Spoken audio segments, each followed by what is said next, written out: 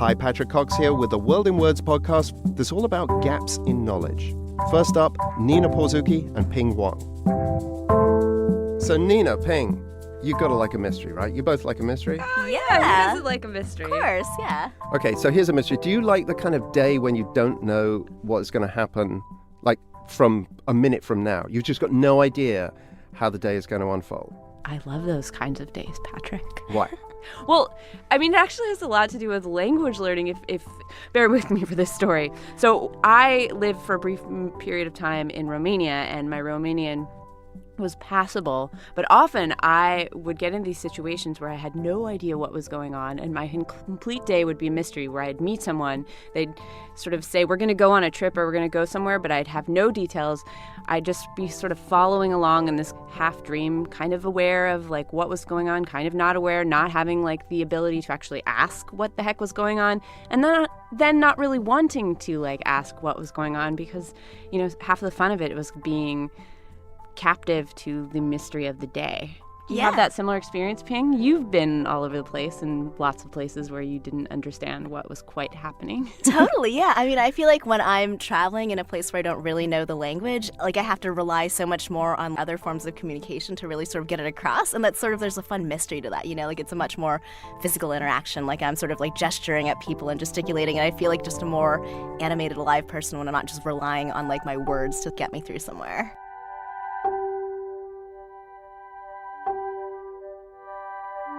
Like, I remember one particular trip where I had no idea what was going on, but I got in the car with a group of people who are like, we're going to go on an adventure, and wound up, you know, sitting with a monk in the middle of the mountains in Romania, like, singing John Lennon songs. I don't, you know, like, so, like, that sort of thing, had I been like, what are we doing? Where are we going? Like, very American, you know, and understood, I would have never sort of been in that space. Mystery.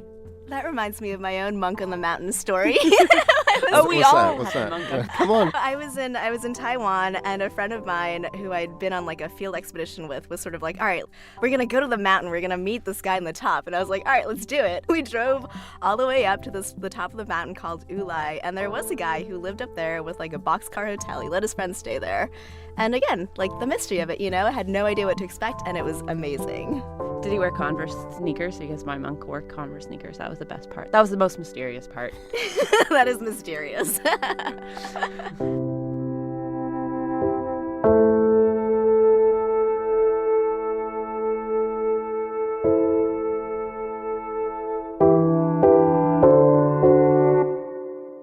I learned to love the ambiguity of an unsolved mystery early on. I remember reading D.H. Lawrence's novel The Rainbow at age 15 or something like that. And from page one, it was a total magical mystery tour. The mystery of falling in love, of growing up. I was reading about these things for the very first time. But what I didn't realize then was that these things, falling in love, growing up, they were mysteries to any of the grown-ups that might be reading that, as well as to spotty adolescents like me. And then there was David Bowie. I've been listening to him all my life. He's been throwing up these huge lyrical mysteries into my head. What are his songs about? To this day, I have no idea about most of them.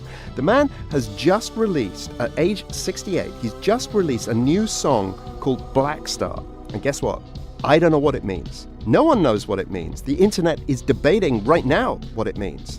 And Bowie, he's not going to tell anyone. In the villa of all men, in the villa of all men, stands a solitary candle.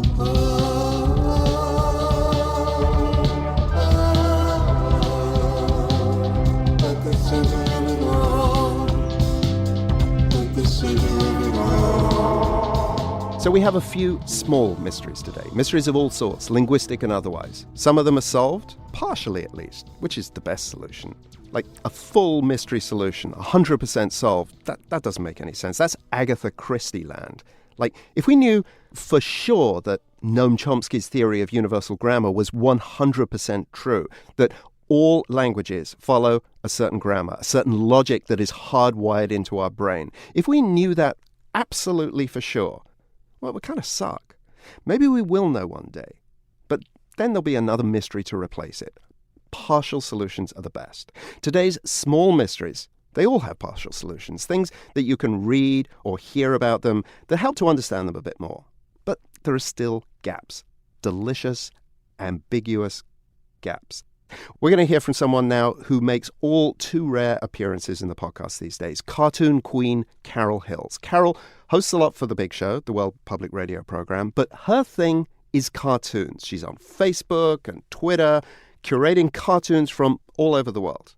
Which begs the question, how do you understand a cartoon, the punchlines in it, or whatever the words are, if it's in a language you don't understand? I often will put it in Google Translate to get a rough idea. And if it's clear that this is just not a way to go, and it often is not, I will put it out there in a tweet. Can someone translate this? I have a lot of followers from around the world on my Twitter account at Global Cartoons. So I just have a lot of people who speak different languages in different time zones. So it used to be that I wouldn't post anything unless I'd translated it. Now I kind of go, if I get it and I get confirmation about what the cartoon means and I think it's okay, I just tweet it out. If using Google Translate is a non-starter, Carol makes more fundamental appeals on Twitter. If I ask for translation, people will always come in with a translation. That's Here awesome. it is. So I'm much more loosey-goosey. Also, even within our newsroom, our executive producer, Andrew Sussman, as you know, he speaks Russian. So there was this feed of Russian cartoons I've been looking at for years, and I couldn't make heads or tails out of it. And I was like, what is going on here? I couldn't tell what they were about. And so I finally just sent the feed to him. I said, what are these? Are these interesting? Are they goofy? And he said, they're really goofy. Don't publish them. They're just, bad Russian jokes. I said, okay. Right now, though, at the top of Carol's obsession list, as she told Nina and me, is a Japanese cartoonist, a master of manga, who's just died. Shigeru Mizuki. 93 when he died on November 30th. And talk about a big lover of mysteries. This guy, he loved old Japanese folklore and fantasy, which may have been what got him through some incredibly hard times. He was in World War II. He lost an arm in Papua New Guinea, serving there as a Japanese soldier. He had been drawing cartoons even before the war. He came back, had to rehabilitate his arm. Wait a minute, was it the arm that he drew with? I don't know. It was his left arm. But he had been quite successful before the war. He came back, and then he, for a long time, was a kamishibai man, where it's kind of a, still pictures in a little box, and you do it on the street, and people watch it. But eventually, he created this one-eyed ghost boy named Kitaro, and it inspired a whole empire of live-action animated films, a musical, 5 television series. Wow. And this went on from the 1960s to the 2000s. It inspired Pokemon. He also cartooned about war. He did a whole series about Hitler, his take on Hitler. Wait, is there a book called Hitler? I feel like yes. Did it just come out? I just got a came book out in recent, I think. recently yes. from Drawn and Quarterly. Yes. I just got a book called Hitler. Oh, shoot. I have that sitting at home. I haven't read it yet. He was unsparing in his criticism about comfort women, Korean women taken as not as prostitutes, but as unwilling sexual partners for Japanese soldiers. Drawn and Quarterly have published a number of Mizuki's books with the help of a translator based in Seattle, who I'm in touch with. And the translator's name is Zach Davison. Carol called him up. What he really brought to Japanese culture, and it's not something so much that he brought, so much as it is something that he saved, which is that Japan had this phenomenal supernatural culture of what they call yokai in Japan, which is this sort of pantheon of monsters that you have. And during the Meiji period that preceded Mizuki Shigeru's birth, the government went on a real campaign to attempt to wipe out this superstition and to eradicate local culture. So they really wanted to create this sort of unified country that would march under a single flag. And you saw the results of that in World War II. And they were very successful in eradicating this local culture and eradicating these old folk beliefs. Mizuki Shigeru was raised by a woman who he called Nonnomba, who was sort of this repository of all of this ancient folklore. And she taught this to Mizuki when he was a very young boy, and he just absorbed every story he had to tell. When he came back from World War II, he took this sort of forgotten knowledge, this old folklore, and he transitioned it to the modern world of pop culture and entertainment, where it flourished. And that way it wasn't dependent on government censors, and it wasn't dependent on on this belief system so much, although Mizuki himself deeply did believe in it. He considered it to be the invisible world to be quite real, but he gave it a new home in manga and in animation and in entertainment, and he essentially retaught Japan about its own past that it had forgotten.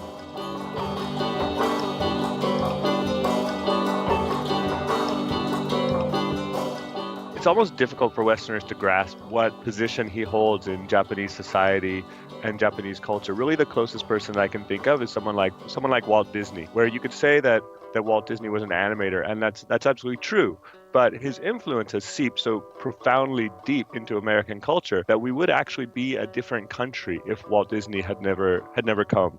And I think that's the biggest equivalent I can think of Mizuki Shiro is someone on that level, where if you removed him from the equation, you would actually have a different Japan. You wouldn't have Pokemon. You wouldn't have Hayao Miyazaki in his films like Princess Mononoke and Spirited Away. He's such a foundational figure in modern Japanese culture that his influence is almost invisible in the sense that it is, in fact, everywhere. So Mizuki's just this really, really interesting figure. He just believed in really doing what you loved, and he didn't believe in working that hard. His translator wrote a remembrance of him saying, "I'm sad that he died, but I know he led one of the best lives ever," because he just kind of enjoyed everything. Not in a libertine way, but he knew what he loved, and partly through suffering through the war, he simply did it. And eating like a hamburger to him was really exciting. That's awesome. Because he'd also experienced hunger, but again, not in a maudlin way, but he just kind of knew what was important.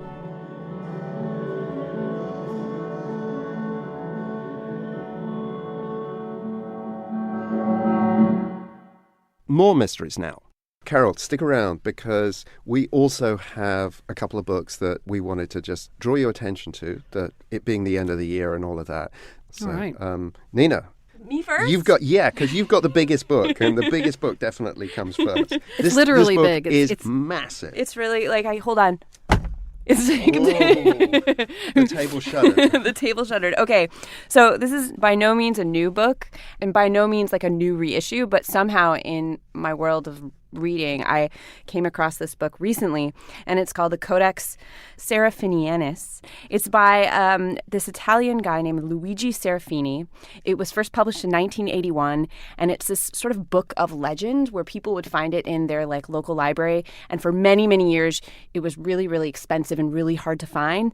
And it's a kind of an encyclopedia, and it's actually impossible to read. So it's this fantastical script.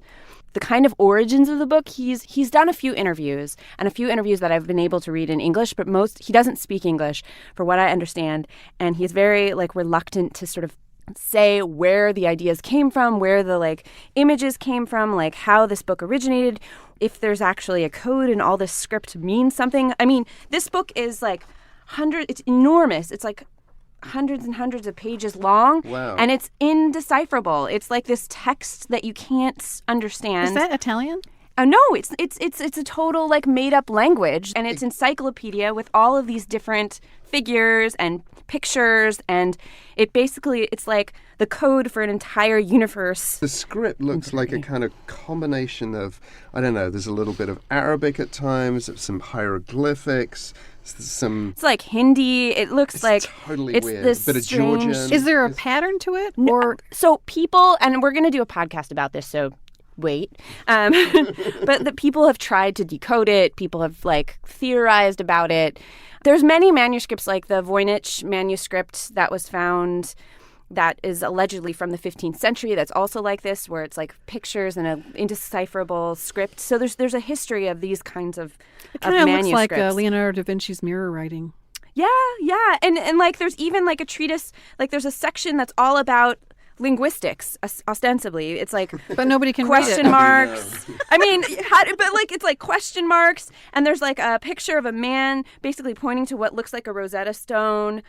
So how do you access it if you can't read it? What do you find compelling about it? Well, the mystery of it, like what does it mean? And if you go through it like page by page, it really gives you a picture of a world that you can't understand. And frankly, like I'm not so sure that I actually want to understand what I think if I was able to decipher all of this, that I would be kind of depressed at like what it actually meant. Like if you could read it, I don't think it's quite as fantastical and quite as like amazing as So it's like, just not being visually able to exciting? read.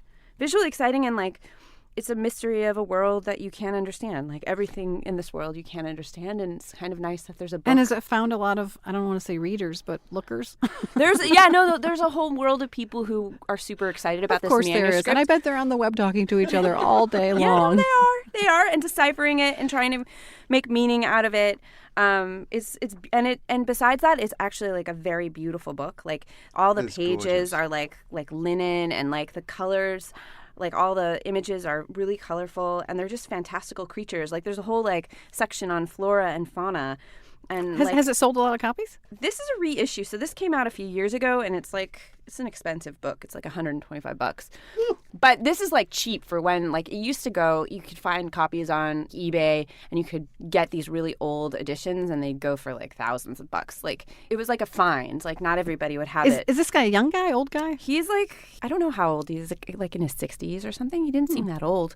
I'm trying to get William's an editor here who speaks Italian, and he's done a couple of Italian interviews, but they're like hour-long interviews I have to make William listen Is to. he kind of guy who lives in the middle of nowhere in no, some studio, he's, or is he? he's done other books. Or in a lunatic asylum. Like that's the thing that's also really compelling. Like he's still alive. He's done other books, but this thing is just like a mystery. Like where it came from. Was he like hallucinating while he was doing it? He was like kind of a man who would take hallucinogenics. So like now it's all coming out, right? Did he oversee the illustrations, No, or he is it did a the whole thing. separate? He illustrated oh my it. Yeah, gosh! no, he did all the illustrations. He did Wow. the writing, and I mean, you need to look at this. Like, Wow, it, it is. it really it's is It's really beautiful. The fantastic, illustrations are very colorful, kind of yeah, detailed, it's sort of a colorful. cartoonist. I mean, Yeah. Yeah, some of your cartoonists would like really look at like it. Wow. this. I bet they got theories about it. He's writing. And What's then his the name? pen has killed him. Luigi Serafini, Luigi Serafini. and it's the Codex Serafini. Isn't Serafini like a font? Serafini. All right, so more to come on that in a future podcast. Oh, that's great. Okay, so I've got 3 books which I'm just going to zip through. I don't know. I think all of these are good for a general audience. 2 of them are about language. One is just a novel because I read a lot of novels, and I love reading novels. It keeps me sane. So first one is called China Online by somebody called Véronique Michel, and I'll read how it describes itself. Netspeak and wordplay used by over 700 million Chinese internet users. Now, there's been a ton of stuff written about this before, and I don't think this necessarily goes over any new ground, but it's published by Tuttle, who do a lot of language learning books, specifically on Mandarin, Japanese, that kind of thing. And it's just a really good entry book. Chinese is really, really rich in punning, not just punning, but as you know, Nina, you did a piece on how it uses puns to get around censorship and the Great Chinese Firewall and all of that kind of stuff. And this will just sort of give you an idea of how rich this world is. And a lot of it predates communism. A lot of this punning and a lot of this... Well, because it's the tonal nature of the language, that things absolutely. spelled the same way mean very different things depending on how you Homophones. pronounce them. Yeah, So absolutely, yeah. And also, when they loan words from English and other languages, they kind of, I'm going to get this wrong from a technical point of view, but they kind of signify them, and often just turns out funny. Now, for example, the word for miniskirt is minichuan. They're trying to make it sound as like miniskirt, but what it means is the skirt that turns your head. Right? But I love Chinese. yeah. But now, people don't think that when they say it. You don't always think like the meaning of something when you say it. But nonetheless, it's kind of cool. And there's a ton of just great examples from the old days to the relatively recent days about how Chinese works. and in this way. and these are things that appear online a lot. Oh, absolutely. Yeah. and yeah, I ton of imagine it is. in Weibo, their version of Twitter, that there's all sorts of probably punning. Oh, their yeah. characters. A lot of this Yeah, comes yeah, from yeah. that. And Yeah. just even by the way in which, when you're texting online in Chinese, like if you use pinyin, you can do all sorts of different things. It changes the way you like speak on text speak. It's like super interesting and rich language online. Yeah, numbers English, too. I Numbers. They're constantly punning with numbers, which is great. Okay, book number 2 is called Lingo, Lingo, Lingo, Lingo. Is that 5 lingos? Well, on the front it has 5 lingos, but on the spine it just says lingo once. Anyway, it's a language spotter's guide to Europe by a Dutch guy called Gaston Doran. He kind of does what we do, in the Netherlands. And I'm going to be in the Netherlands at some point next year, and I hope to have a chat with him about this. But this, it just very simply and very illuminatingly, is that a word? Yes. Goes through, all the languages, large and small, of Europe, and it's lovely. Actually, it's very nice. I mean, you get all beautiful. Yeah, you get all kinds of stories about the origins of these languages and where they may be going to. Oh, sort of languages that aren't spoken by huge numbers of people. Large and small. I mean, you've got German Sami. alongside Sami and Breton. yeah, That's cool. Frisian, which I'm gonna Ooh, be Frisian. I'm I gonna thought be it doing was a some little of bit more English. about What's that. some of those islands? Some island language, isn't it? Frisian. It's from Northern Holland. Oh. Yeah. Don't you And have it's weird very languages? close to English, right? It's very close to Old English. So is it intelligible to English speakers, Frisian? I will find out when I go there. I don't think so. Here's the blurb. Why the Spanish speak so fast, the Dutch are gender benders, Polish names are hard to remember, and it's a challenge to add up in Breton. I want to know why the Spanish curse so much. You think they curse any more than anybody else? Oh my God. Yeah, Spaniards curse. But are they more sort of religious things like in Quebec they say no, tabernacle? they're like dirty words for women genitalia, female. Like it's just there's like a lot of cursing. Oh, Lord. That is what brings everybody in the world together, is dirty words for female genitalia. It seems like every single language has got a plethora of them, and they use them at the drop of a hat. Okay, number 3, the third book is now, I mean, this really has nothing to do with language, except that it is the most beautiful language. It's a novel called Mayumi and the Sea of Happiness by Jennifer Zhang, and she's a Chinese-American. I think that she is of mixed Chinese-German parentage. I think I've got that right. This is her first novel. She's published a lot of poetry before, and I think that I was trying to work out why I like this novel so much, and I think it's because she knows her way around poetry. And What's it about? it's set on an island, which I think it's fair to say is Martha's Vineyard, and it's about the fantasy life of a librarian, a female librarian in her 40s who has it sounds like a romance novel. She has she's in a loveless marriage, has a little child, and a young man one day walks into the library. ... And I'm not going to tell you any more. With that kind of premise, there's nothing about that would make me pick it up and want to read it. Except I did pick it up and I didn't stop reading it. It's quite fantastic. Does she write in English? Yes. Did she grow up here, or did she grow up in either Germany or China? I think she grew up here in the United States, but I'm not too sure. I don't know too much about her. I can read a little bit if you want. Sure. Yeah. Okay, so this is one of their first interactions. I think actually this is a moment when they're in the library, the librarian and this Young lover. young man who is not a lover. He was not a lover. So she asks him if he likes waterfalls, because she has this thing about a little spot on this island that has a waterfall. And he says yes, and, they're sort of halfway to making a date. And then she says this: "In the rush of silence that followed, I saw within myself a cup marked complacency and a cup marked disappointment, the contents of both spilling over.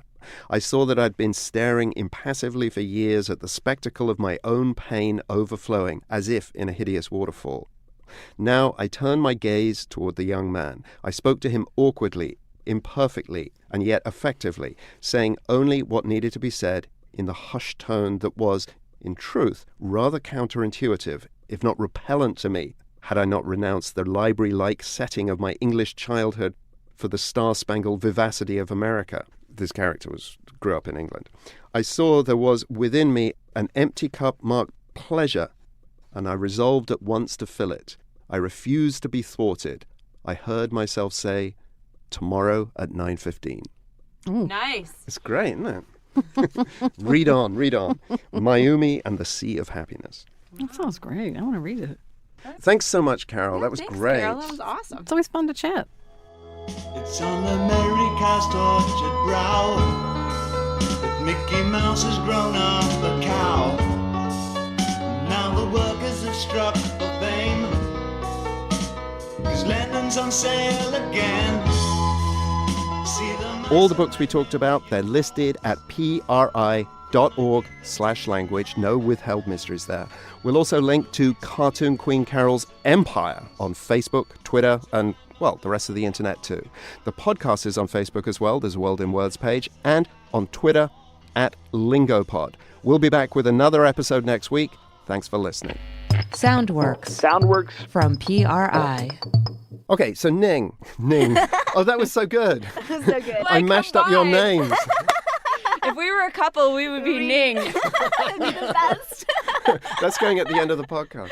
We would have the coolest spelling too, N-I-E-N. Yeah. N-I-E-N. That's Yeah. right, yeah. So Nina, Ping,